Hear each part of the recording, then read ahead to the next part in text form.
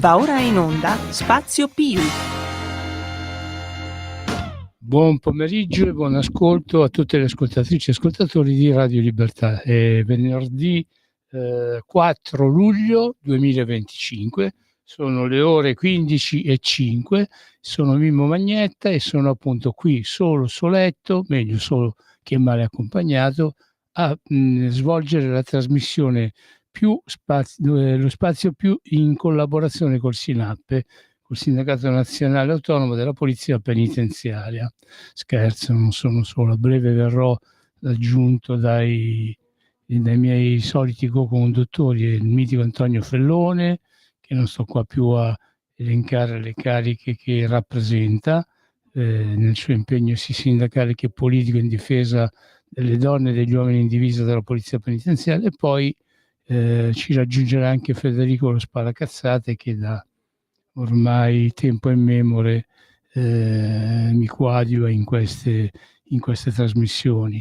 Ora c'è la mitica regista Sveva che sta al telefono, presumo, col mitico Antonio, presumo. Vabbè, appena ci saranno video.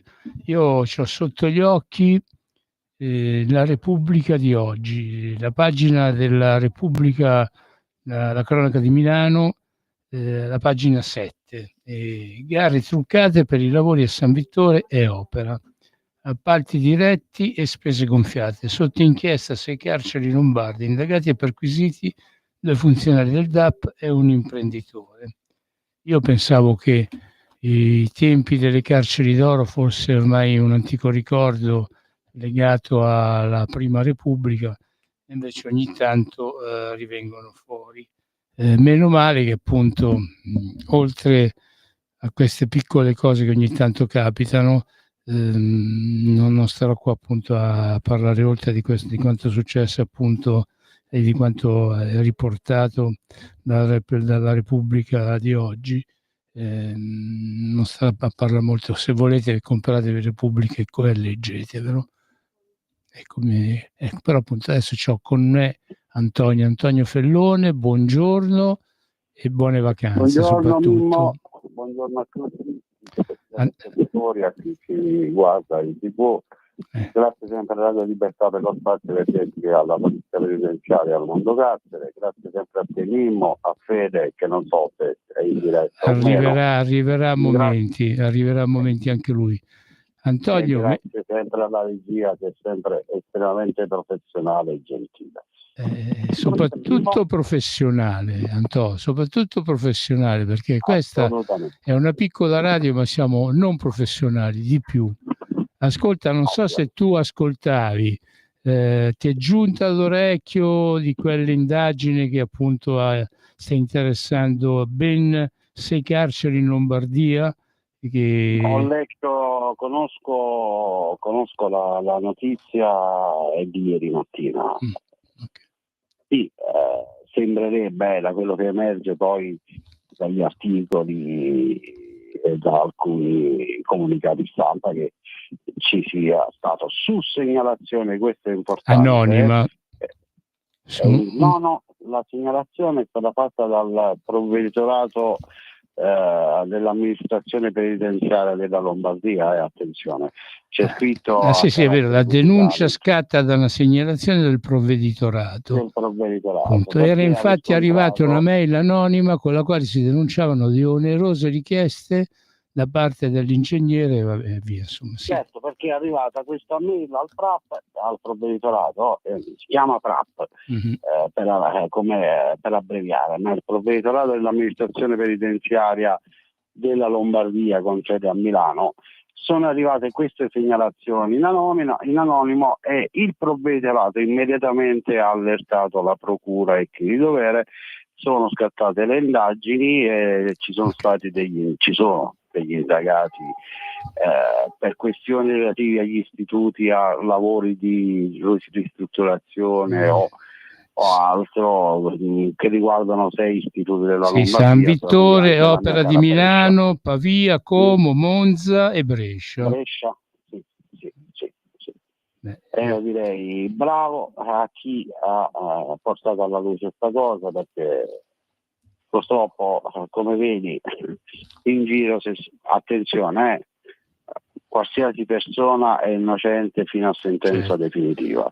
Però noi qui da Radio Libertà è giusto fare luce e capire se qualcuno ha sbagliato, quindi se dovesse emergere dalle indagini che c'è stato qualcuno che ne ha approfittato, è giusto che paghi poi la quietanza, no? Antonio, non per niente, noi da Radio Libertà, questo lo diciamo per gli amici del giornale Il Domani, noi parliamo anche di queste cose, non è vero che parliamo solo di alcuni, parliamo di tutto, non abbiamo limitazioni. Ho qualche altro articolo del Domani che ci dedica qualche pezzo. No, io oggi non ci ho avuto il coraggio di comprare anche Il Domani, ho comprato solo la Repubblica e il Messaggero, no? E il Domani proprio non me la sono sentita, insomma, anche perché tu oggi non te la sei sentita, io non me la sento tutti i giorni perché non lo compro mai, preferisco spendere i miei soldi in qualcosa di più interessante.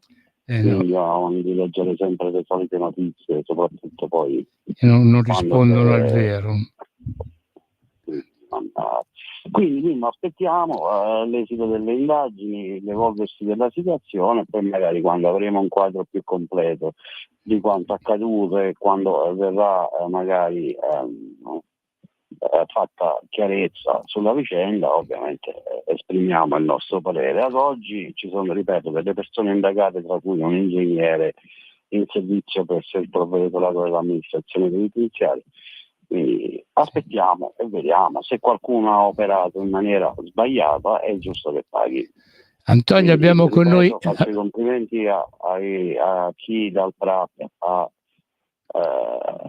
segnalato immediatamente questa anomalia alla Procura e in bocca al lupo alla Procura per le indagini. Sono certo che comunque faranno chiarezza. Antonio, abbiamo con noi anche Federico. Buongiorno Federico, come va? Ciao Fede. Buongiorno a tutti. Questo è l'inizio di una rovente estate, no? Siamo con un'inchiesta giudiziaria che fa vedere il doppiopesismo dell'amministrazione penitenziaria. Sicuramente i responsabili sempre che sono assolutamente innocenti fino a sentenza passata in giudicato non sono stati sospesi come tante donne e uomini della polizia penitenziaria che ogni giorno vengono sospesi per una denuncia o per aver fatto semplicemente il loro lavoro in condizioni oscene. Purtroppo siamo arrivati a un punto davvero pesante, della gestione del sistema penitenziario in Italia. Se ne è accorto persino il Presidente della Repubblica Sergio Mattarella, quindi se addirittura lassù ci arrivano. Avevamo parlato più volte di dimissioni degli agenti qua e di là, e la cosa grave è che si stanno dimettendo anche un po' troppo spesso i capi del DAP. Abbiamo i capi del DAP che durano più o meno meno di un anno, all'incirca da 4-5 anni da qua a questa parte. Sta diventando un posto che scotta, dove nessuno vuole stare, che tu faccia l'agente o che tu faccia il capo del DAP. È da studiare, evidentemente qualche problema di gestione abbastanza pesante ce l'ha questo sistema e bisogna intervenire. Posso dire la mia, Federico? Posso dire la mia? Voi il DAP ha avuto un direttore generale per un sacco di tempo che è stato Nicolò Amato, che era un procuratore della Repubblica che aveva fatto condannare diversi brigatisti rossi all'ergastolo, e però appunto era stato messo lì alla guida del DAP e aveva tutto un contorno politico di appoggio. Cioè Nicolò Amato ha veramente fatto tutto quello che era nel suo potere fare, ma perché appunto politicamente era appoggiato, insomma.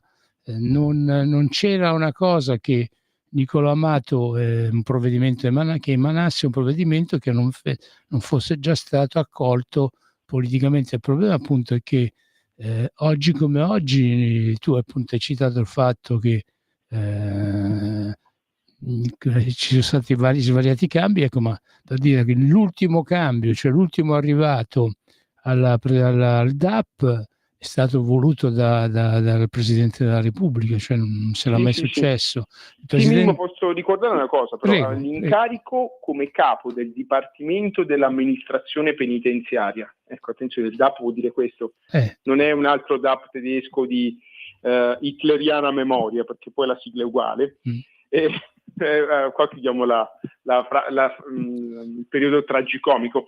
è il posto meglio remunerato e di maggior prestigio di tutta la pubblica amministrazione in Italia. Attenzione, il capo dei carabinieri e il capo della polizia durano tutti e 4 anni il loro incarico. Non si sognerebbe mai il capo dei carabinieri, che è un generale, il capo della Guardia di Finanza, oppure il prefetto capo di polizia di dimettersi prima del tempo.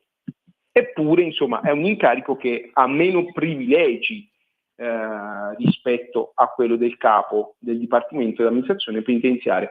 Invece noi ultimamente stiamo assistendo, e da troppi anni che accade, al fatto che nemmeno i capi vogliano ricoprire il seggio di capo, nonostante sia il posto più prestigioso della pubblica amministrazione. Federico, sai se non solo gli ultimi arrivati non vogliono starci, ma addirittura i capi del Dipartimento scappano, qualche problema c'è. E di qua va la mia ennesima richiesta alla politica, perché la politica deve intervenire, di intervenire in maniera fuori dall'ordinario, perché parliamo di un'emergenza e non si può gestire in maniera ordinaria. Forse il problema è questo. Allora, Nicolò Amato riuscì a fare quello che è riuscito a fare perché si viveva in una totale piena emergenza dovuta dal terrorismo, dagli anni di piombo. Adesso c'è un'emergenza di che? Di 4 poveracci, di 4 miseri extracomunitari che lasciano il loro paese per venire a casa nostra e venire a fottersi quello che riescono poi in mezzo alla strada dalla povera gente. E questo non fotte niente a nessuno. Noi siamo in un periodo di emergenza e voi, sia tu che Antonio, me lo testimoniate che il vostro impegno appunto all'interno delle prigioni, tu in prima linea, Antonio con tutto il suo impegno fra sindacato, politica e anche lavoro. Cioè di questa emergenza, l'emergenza che è quella che vi provoca le lamettate in faccia, gli insulti, gli sputi, le botte, le denunce, perché poi voi fate un lavoro per cui se poco dite mezza parola di più, se poco guardate male una persona venite accusati di tortura, di essere dei torturatori. Ecco, questa è un'emergenza solamente vostra in Italia, di quello che è un'emergenza per 40.000 lavoratori, donne e uomini della penitenziaria, non gliene fotte una mazza a nessuno. O sbaglio, Antonio? Ecco, Mimmo, no, rispetto a quello che diceva Federico mi trovo pienamente d'accordo. Effettivamente quello che manca alla nostra amministrazione è una continuità, perché tu mi insegni che la continuità del lavoro è fondamentale, no? Perché ti permette di organizzare in svariati momenti poi quello che è il lavoro, l'organizzazione del tutto. Sappiamo bene che la nomina del capo DAP è una nomina politica. È vero, si sono succeduti tantissimi capi DAP negli ultimi anni, semplicemente perché c'è stato anche un ballerino dei vari governi, non c'è stato un governo che comunque è durato tutta la legislatura, quindi 5 anni, e di conseguenza ogni volta che cambiava il governo cambiava il capo DAP. Concordo con te sul fatto dell'ultimo capo DAP, Nicolò Amato, ma è uno dei più amati in assoluto, sì. Scusatemi il gioco di parole, perché effettivamente ha fatto un grandissimo lavoro. Su questo ci tenevo a dire una cosa, effettivamente Federica ha ragione, il capo DAP è un lavoro, fare il capo DAP è un lavoro assolutamente difficilissimo, semplicemente anche perché ricordiamo che deve gestire popolazione detenuta e poliziotti. Io su questo farei una riflessione, no? E non è detto che non lo porterò come nostra proposta. Secondo me sarebbe da dividere il DAP, dovrebbe esserci un responsabile che si occupa della parte relativa ai detenuti e ai civili e un responsabile che si occupi solo ed esclusivamente del corpo di polizia, che comunque poi è la polizia della giustizia, no? Che è la polizia penitenziaria.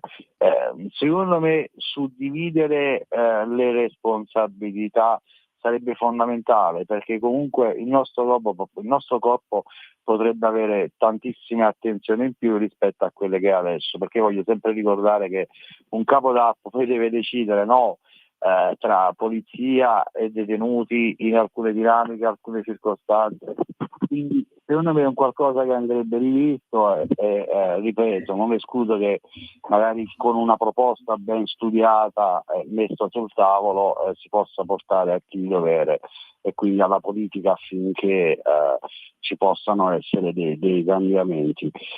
Detto questo, in merito all'appello di Mattarella, io sono, con tutto il rispetto, io adoro il Presidente della Repubblica, lo reputo veramente una persona di un livello altissimo, però sono stanco perché ogni qualvolta che si parla di carcere il discorso è sempre lo stesso.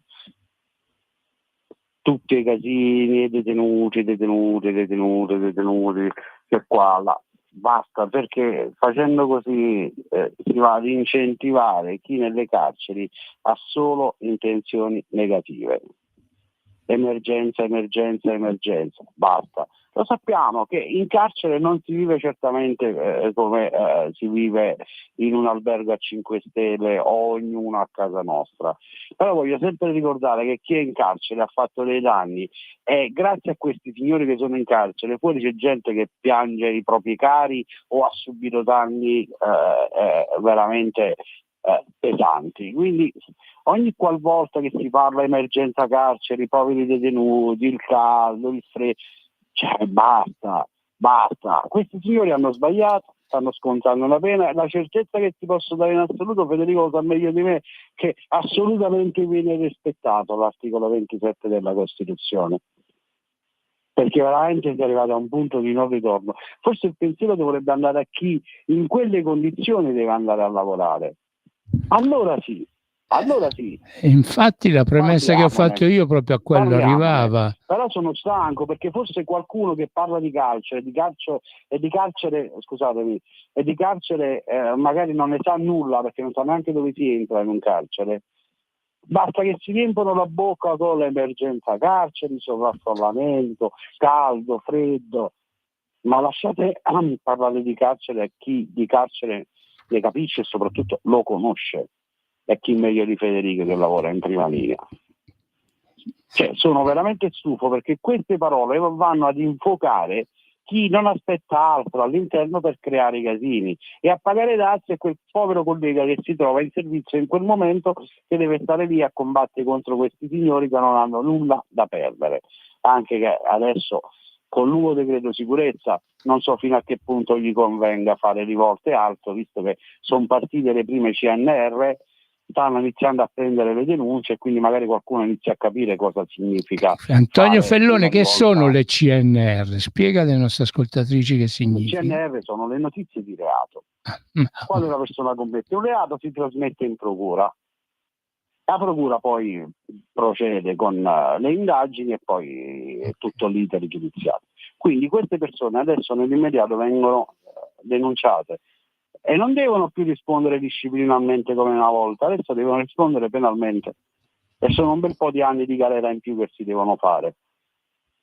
Questo grazie, ripeto, al decreto sicurezza. Rispetto a quello che diceva Fede, fortunatamente anche su questo è intervenuto il decreto sicurezza. Oggi rispetto a prima non scatta più la sospensione automatica laddove accade qualche cosa in servizio. Oggi no, si deve chiudere prima tutto l'iter penale, poi il disciplinare e successivamente poi se il collega ha sbagliato paga. Perché come diceva Federico, fino a qualche settimana fa venivi sospeso in automatica a prescindere.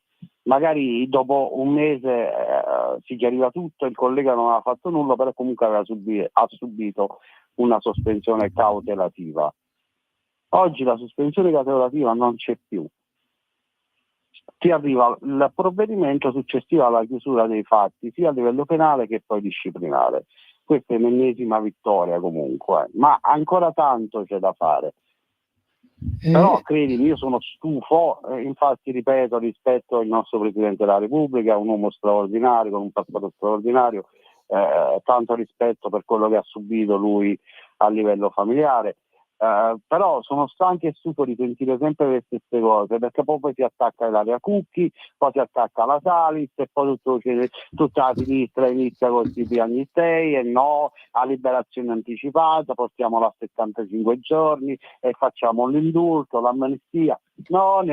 Queste persone hanno sbagliato e nel rispetto delle vittime devono pagare fino all'ultimo minuto. Va bene il trattamento, facciamoli lavorare, su questo si sta lavorando tanto, gran parte della popolazione venuta lavora, va bene, ma stop con indulti e amnistie, perché non sarebbe assolutamente giusto nei confronti delle vittime di reato.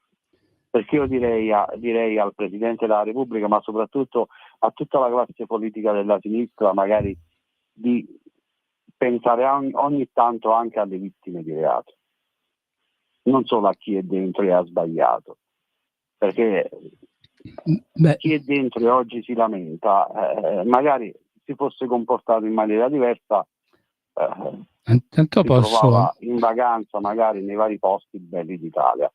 E invece ti sei comportato male e paghi la pena nel rispetto delle vittime di reato. Se Antonio Ferrone, ti voglio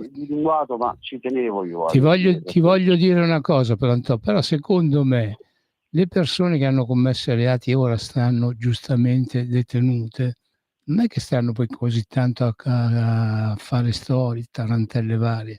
Qua il problema è che c'è il centrodestra al governo e c'è la sinistra che più che prendere e attaccare il governo su qualsiasi cosa non fa. Ora hanno intrapreso questa strada del dire che il governo, più che aumentare i reati, più che aumentare le pene, più che far aumentare la presenza di detenuti nelle galere, non fa, mentre invece non produce niente di positivo per creare lavoro, perché i nostri giovani, una volta che vengono formati in Italia e laureati, non se ne vadano invece all'estero. Ecco, più che continuano a dire che il governo, più che pensare a spaventare la gente, a raccontare che appunto non si vive più, che se uno esce fuori di strada rischia di venire ucciso, accoltellato, perlomeno solo derubato, ecco, loro non fanno.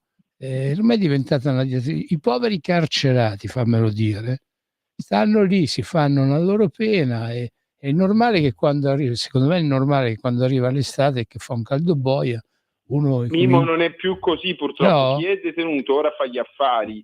Abbiamo schiere di droni che fanno invidia alla Russia e all'Ucraina che volano sopra i nostri carceri. Persino nei carceri delle province più recondite dell'impero volano questi sciami. Non voglio dire nomi di carceri lombardi in cui... E non l'hanno messa ancora la contraerea della penitenziaria. E sostanze stupefacenti. Federico, ma la contraerea dalle Garitte. È diventato un luogo di affari, se è così. Beh, è un po' come quando ai tempi della camorra di Cutolo, della Nuova Famiglia, che praticamente preferivano stare in galera anche se potevano uscire quando volevano, perché facevano più affari in galera che fuori. Anche perché fuori una dose costava, che ne so, 10.000 lire, e in galera la potevano vendere a 100.000 lire. Ecco, allora facciamoci delle domande, diamoci le risposte. Io volevo anche approfittare per la solidarietà al reparto della Polizia Penitenziaria di Como, il Bassone, dove c'è stata una rivolta che ha distrutto delle sezioni. Il gruppo di intervento operativo è arrivato dopo 9 ore a Como, evidentemente arrivavano da Reggio Calabria, e mi giunge notizia, spero che sia falsa, che il provveditorato regionale ha declassato da rivolta a protesta l'evento.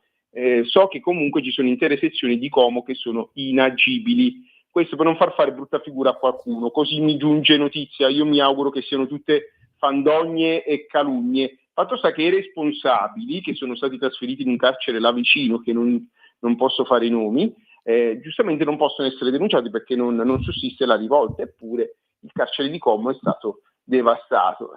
Fa piangere il cuore che se il sistema è questo vuol dire che non è cambiato niente. Non lo so, questo solo metto il punto di domanda alla fine, non voglio mettere il punto esclamativo. Fatto sta che insomma in un periodo in cui le carceri scoppiano e fa caldo, tanto caldo, abbiamo un carcere distrutto e responsabili che non pagheranno a quanto pare, ma da quello io mi auguro che sono tutte fandonie quelle che mi sono Antonio segnalate. Fellone, cosa ti risulta a te invece, No, a Antonio? me risulta la situazione, l'ho seguita da vicino, però per l'amore della verità non ci sono state rivolte, ci sono state in questi giorni diverse aggressioni tra detenuti. Sono successi 2 o 3 casi dove i detenuti si sono presi tra di loro, e c'è stata aggressione tipo 2 detenuti albanesi contro un detenuto italiano, o dei detenuti egiziani contro un detenuto marocchino, cioè queste sono notizie da fonti interne ufficiali, quindi non c'è assolutamente stata la rivolta, non ci sono assolutamente state rivolte. La cosa che deve far riflettere è che sono casi che stanno accadendo spesso su Como, e quindi il Como va attenzionato, magari spostando, ma io direi anche fuori regione, una parte di popolazione detenuta che magari è concentrata in quell'istituto in particolare. Quindi queste sono notizie che l'ho seguita io, la situazione la sto seguendo da qualche giorno. Cioè, un po', ripeto, so che ci sono delle situazioni attenzionate, e quindi aspettiamo un attimo l'evolversi della situazione, però quello che posso dire è che non ci sono state rivolte, ma aggressioni tra detenuti, quello sì. Mi sembrerebbe che ci sia stato un detenuto che addirittura con un'arma rudimentale creata da loro, perché Federico lo sa meglio di me, con le lamette da barba, che chi è a casa magari non lo sa, spesso i detenuti usano la lama presente nelle lamette da barba, la tirano fuori e la attaccano a una penna Bic magari con dello scotch, ed è un coltellino rudimentale. A me risulta che ci sia stato un detenuto che, usando quest'arma, abbia aggredito un altro detenuto. Questo a me risulta, ma non risultano sinceramente rivolte o altro. Però Como sta vivendo una situazione particolare, quello sì mi risulta. Como, come Trapani di recente, e come qualche altro istituto. Poi del resto, fortunatamente, nonostante il troppo parlare, come dicevo prima, del mondo carcere, quindi secondo me non si fa altro che buttare benzina sul fuoco, la situazione sembrerebbe, usiamo il condizionale, essere sotto controllo, però ci sono istituti che effettivamente la situazione è molto molto calda. Sì, anche perché mi pare che siano di molto aumentati i numeri delle persone detenute. Semplicemente perché sono aumentati i reati. Il problema è questo. E allora c'è ragione la sinistra a dire che questo governo, che si inventa nuovi reati, praticamente produce nuovi arrestati. No, attenzione, i numeri sono aumentati perché ci sono più maggiori sono aumentati i reati in generale, omicidio, rapina, c'è di tutto e di più, quello è aumentato. Ragazzi, per esigenze fermi là, per esigenze di tempo oggi dobbiamo andare un pochino più velocemente. Ora abbiamo la pubblicità e dopodiché riprendiamo la trasmissione, ma saremo più brevi. Pubblicità. Stai ascoltando Radio Libertà, la tua voce libera, senza filtri né censura. La tua radio. Stai ascoltando Radio Libertà, la tua voce libera, senza filtri né censure. La tua radio. Un nuovo modo per sostenere la tua radio. Visita radiolibertà.net. Ti basta un click e potrai versare il tuo contributo volontario direttamente online. Potrai donare con ogni tipo di carta di credito, anche prepagata. Ti aspettiamo online su radiolibertà.net. Sostieni la tua radio con il tuo contributo volontario. Radio Libertà. La tua radio. Diamo voce alla nostra gente. Radio Libertà. Veniamo da una lunga storia e andiamo incontro al futuro con spirito libero, per ascoltare tutti e per dare voce a tutti. In quanti ti promettono trasparenza, ma alla fine ti ritrovi sempre con la bocca chiusa e non puoi dire quello che pensi. Radio Libertà non ha filtri né censure. Ascolta la gente e parla come la gente. Per la tua pubblicità visita il sito radiolibertà.net.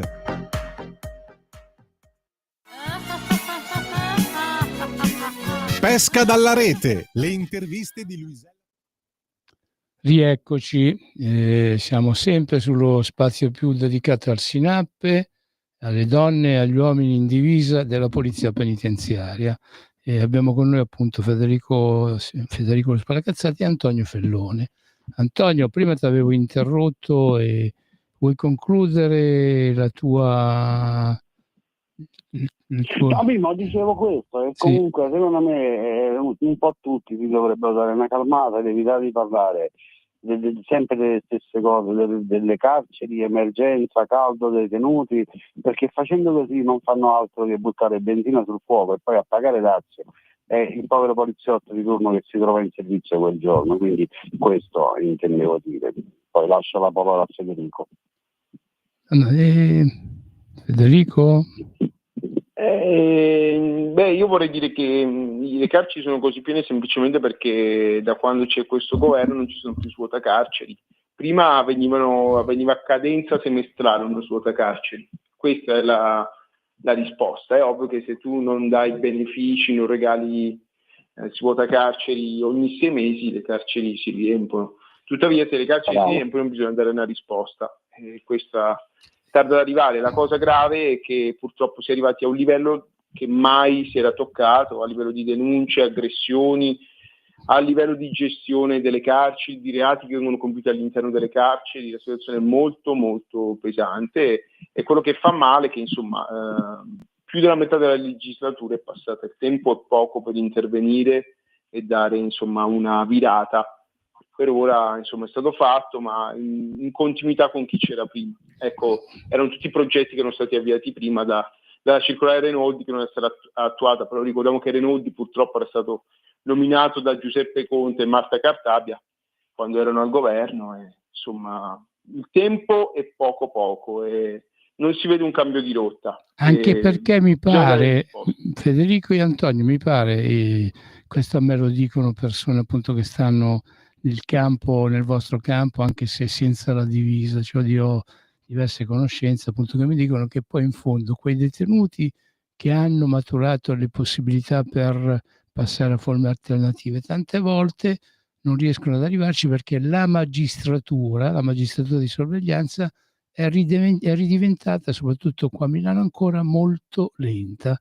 Ho sentito anche altri di altre zone, mi dicono che è così un po' dappertutto. I giudici non hanno proprio molta voglia di faticare, pare, anche perché d'altronde sono loro che devono emettere ordinanze, voi poi le dovete far eseguire.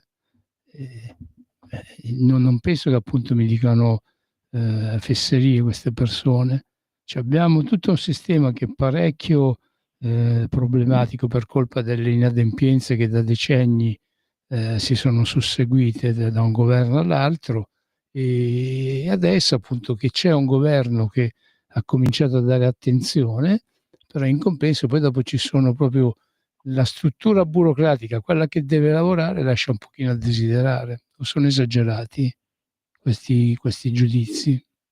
Spesso è anche vero che, come si chiama, detenuti vanno alle camere di consiglio senza che l'area giuridico-pedagogica, cioè gli educatori, abbiano fatto la famosa sintesi, e quindi si perde tempo, perché se una persona va alla camera di consiglio senza la sintesi chiusa, si ritorna di nuovo. Nel frattempo il tempo passa, anche questo va detto. Il numero è, poi bisogna trasformare gli sforzi in realtà e concretezza. Purtroppo il numero è altissimo di detenuti che non hanno una sintesi, e senza una sintesi non si può accedere ai benefici. Il lavoro della magistratura di sorveglianza è ingolfato perché hanno tantissime pratiche inevase. Noi, dico noi perché lavorando con il sottosegretario Ostellari, per un periodo era stata fatta una proposta che è ancora lì e non è detto che vada in porto.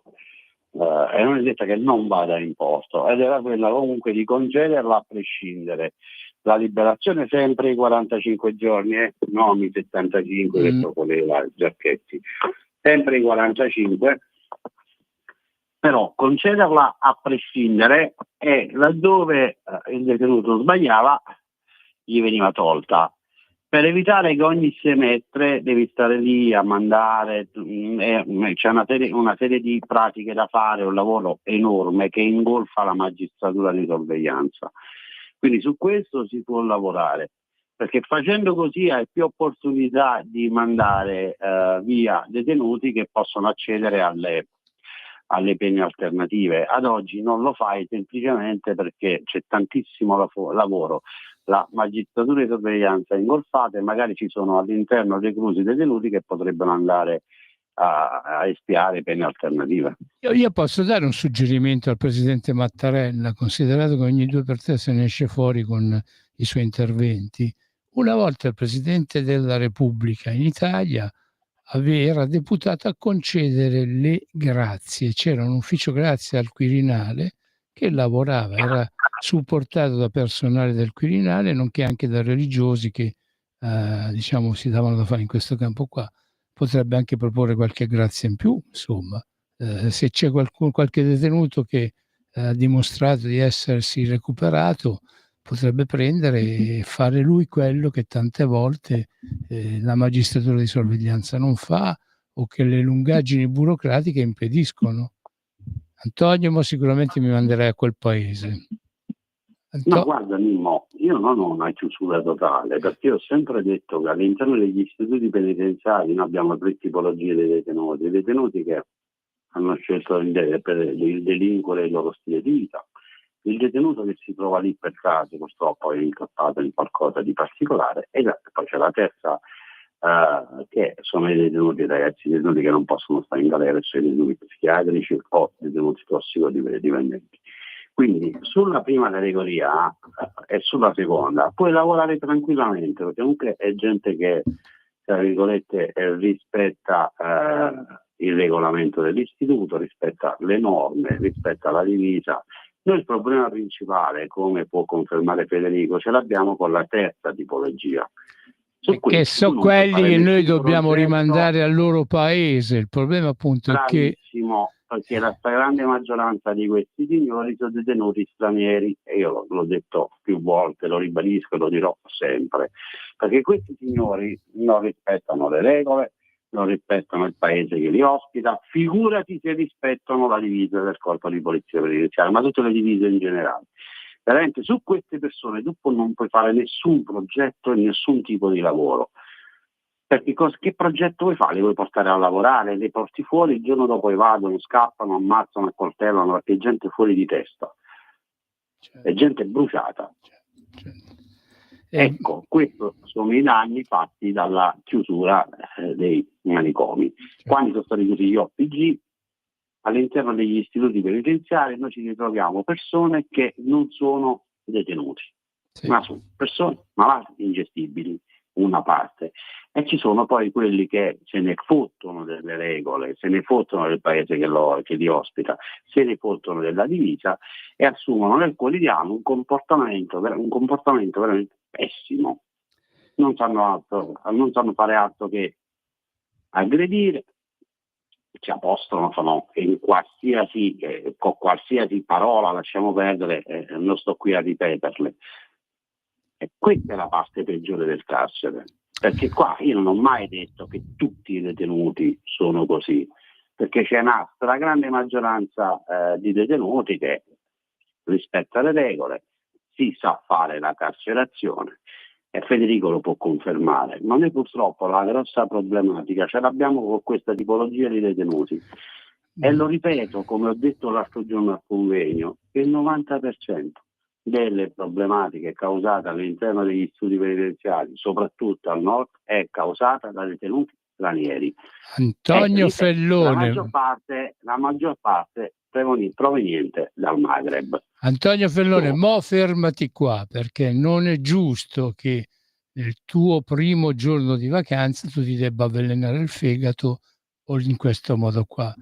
Mo prendi, saluti tutte le ascoltatrici, tutti gli ascoltatori, tutti gli operatori, i tuoi colleghi in servizio, e prendi e torni un attimino a goderti un po' di sole. Il mare ce l'hai vicino, no?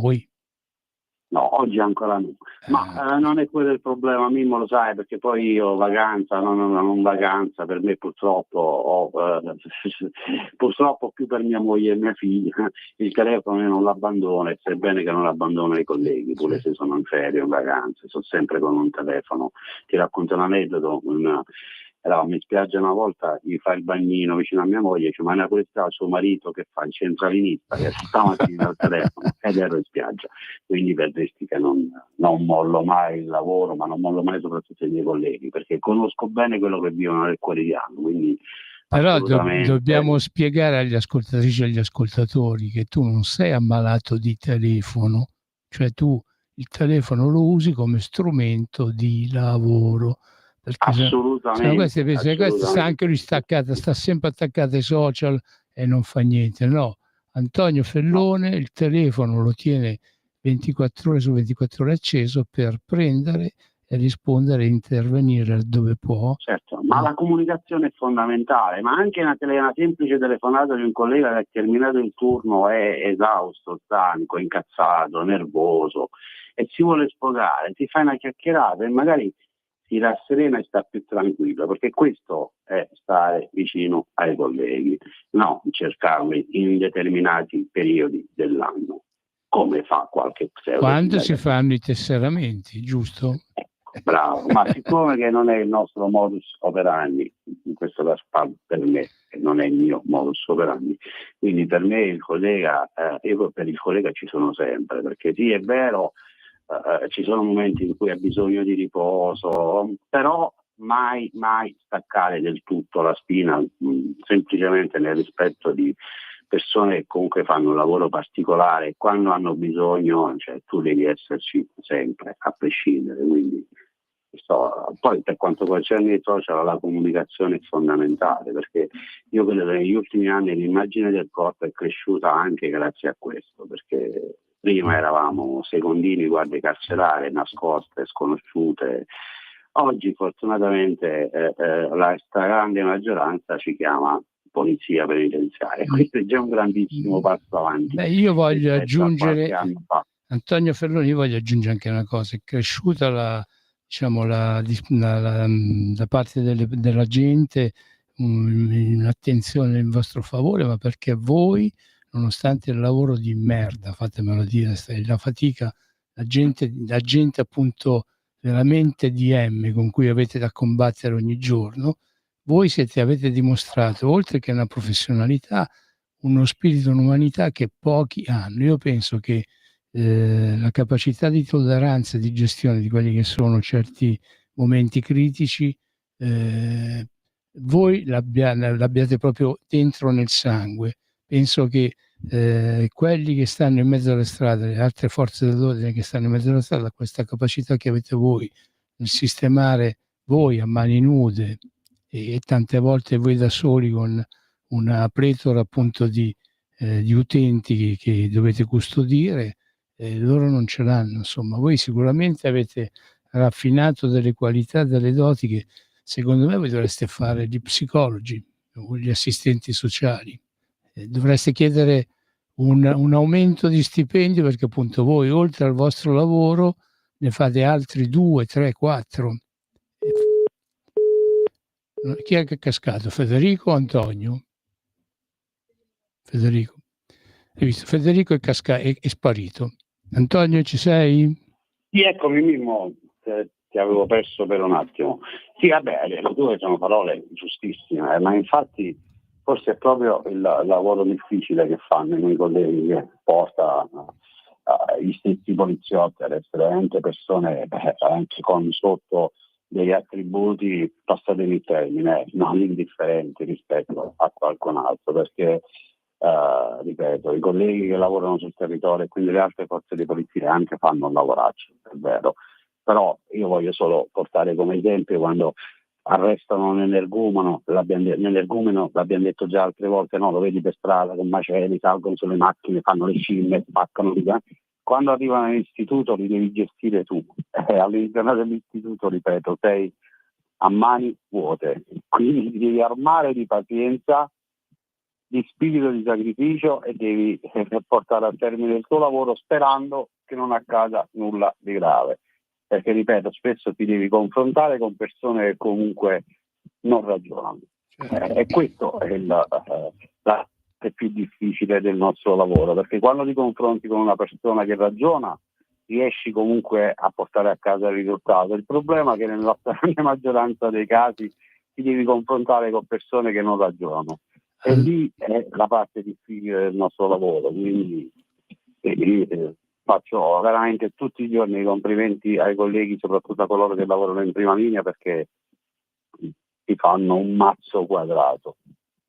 E poi ripeto, dalla nostra parte oggi abbiamo un governo che fortunatamente ci ha attenzionato, ci attenziona e sicuramente ci attenzionerà. Ti do, da quello che mi è arrivato, prendetela col beneficio dell'inventario, per un'ulteriore dimostrazione di attenzione sembrerebbe che a breve possa uscire un ulteriore concorso riservato solo agli uomini straordinario. Sembrerebbe, usiamo il condizionale. Quindi questa è un'ulteriore dimostrazione di attenzione, perché significa prendere altre persone, significa dar respiro a chi oggi lavora già comunque in condizioni particolari. Questa è un'altra buona notizia che la do in anteprima a Radio Libertà, perché è giusto così. Ok. Collaboriamo insieme da ormai svariati anni. Va bene Antonio, siamo giunti al termine della nostra trasmissione. Qua appunto per esigenze di servizio dobbiamo finire prima oggi, tanto la nostra l'abbiamo detta, abbiamo fatto i giusti commenti, le giuste critiche e anche i giusti complimenti a chi se li merita, perché appunto qua le cose bisogna meritarsele, esatto? Giusto Antonio? Assolutamente. Ringrazio te Mimmo, ringrazio Federico e vi saluto con affetto come sempre, ringrazio sempre Radio Libertà alla regia. Viva la polizia penitenziaria, viva il SINAP, e ci sentiamo venerdì prossimo. Aspetta che è tornato anche Federico, sentiti i saluti di Federico. Vai Federico. Saluto anch'io tutti, proprio qua la corrente elettrica va e viene, il campo pure. Che vi devo dire, l'estate è appena cominciata, tenetevi forte, il peggio deve ancora venire, come ogni estate purtroppo ne vedremo delle belle. È un sistema che continua a premiare chi si comporta male e quindi è giusto che accada quello che accada, nella speranza che un giorno qualcuno a livello politico, invece di visitare la cioccolateria o la lavorazione, entri davvero nei peggiori posti, che sono la maggioranza purtroppo delle gallerie italiane, e veda qual è la realtà. La situazione è grave e ce ne renderemo conto a breve, purtroppo. Buona serata a tutti.